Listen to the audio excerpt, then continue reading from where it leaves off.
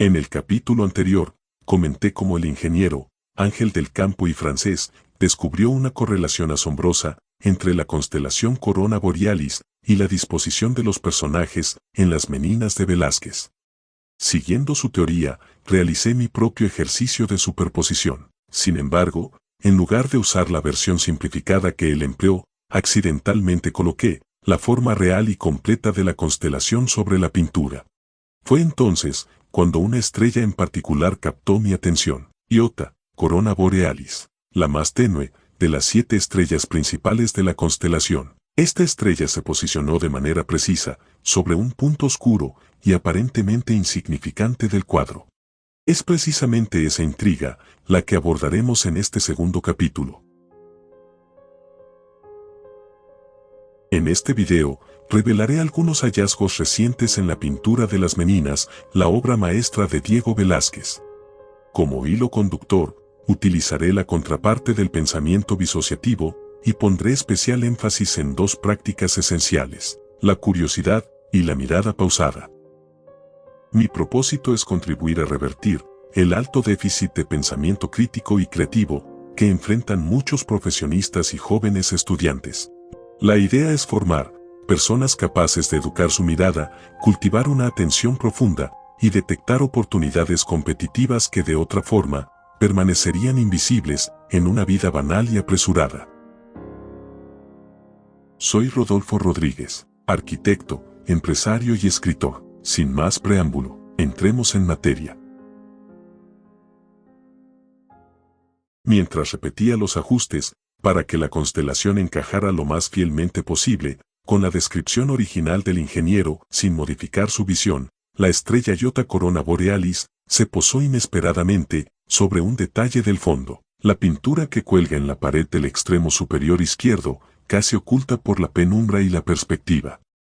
En ese instante, no sentí ninguna revelación inmediata, solo una constatación visual. Aquella estrella, la más débil de la constelación, señalaba un espacio inadvertido e ignorado por el resto de la composición, exactamente igual que su propio brillo.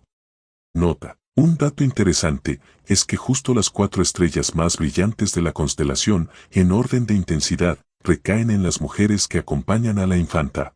Después de Alfeca, Margarita, la segunda estrella más brillante es Nosacan, ubicada sobre Isabel de Velasco. Gamma, la tercera con más brillo, sobre Agustina Sarmiento, y Teta, la cuarta con más poder lumínico, recae sobre Marcela de Ulloa.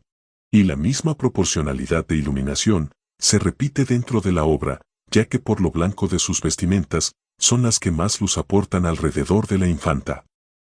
De todas las estrellas que encontraron su lugar en el lienzo, Iota no era una más. Su posición resultaba extraña, casi absurda, como si la constelación hubiera decidido desviar la mirada hacia lo insignificante.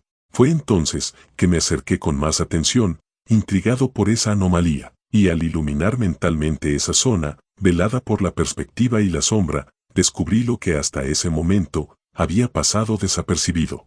Ahí colgaba casi oculto el cuadro de Minerva pegando a Aracne, copia que Juan Bautista del Mazo realizó sobre el original de Rubens.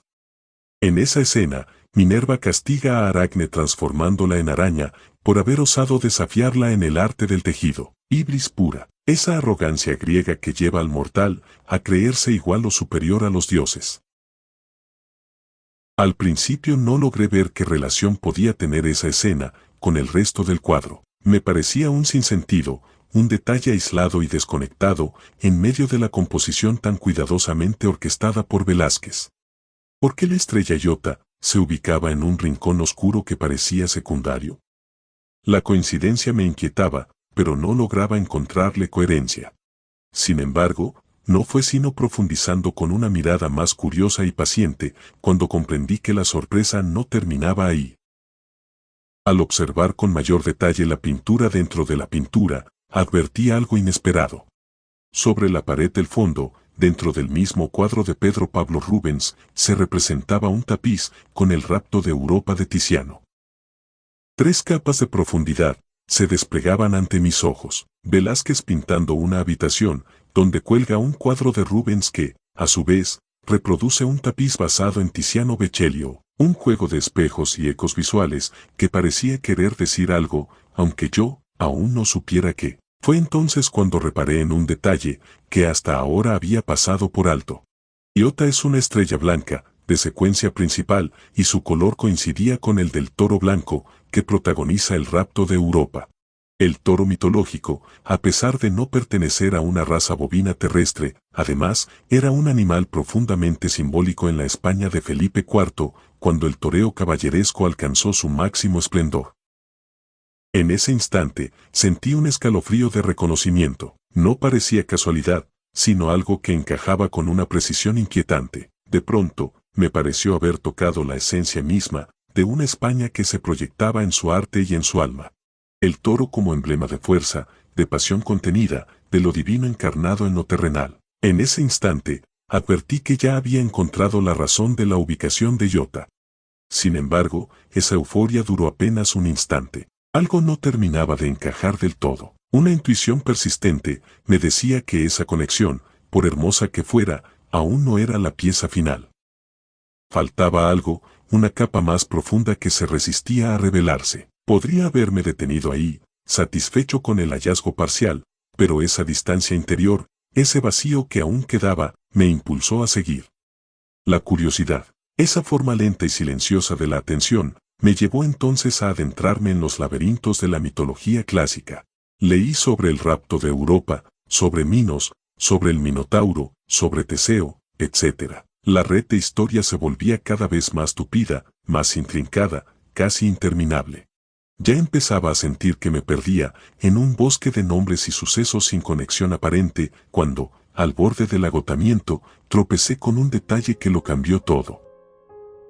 ¿Quieres saber cuál fue esa observación? En la parte 2, el detalle que lo cambió todo, te mostraré el impacto que tuvo el dios Zeus en el cuadro de las Meninas. Suscríbete ahora al canal Hemisferios y activa la campanita. No permitas que esta duda se quede atrapada en los enredos de la mitología. Estos videos son especialmente recomendables para sesiones de capacitación, talleres de liderazgo creativo y programas de desarrollo profesional, ya que ofrecen herramientas prácticas y reflexiones profundas que pueden aplicarse de inmediato en entornos educativos y empresariales.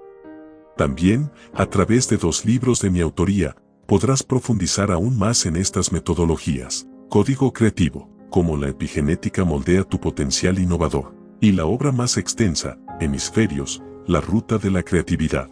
Ambos materiales son considerados metodologías premium de liderazgo creativo, ideales tanto para estudiantes como para profesionistas que desean elevar su capacidad de innovación y pensamiento estratégico.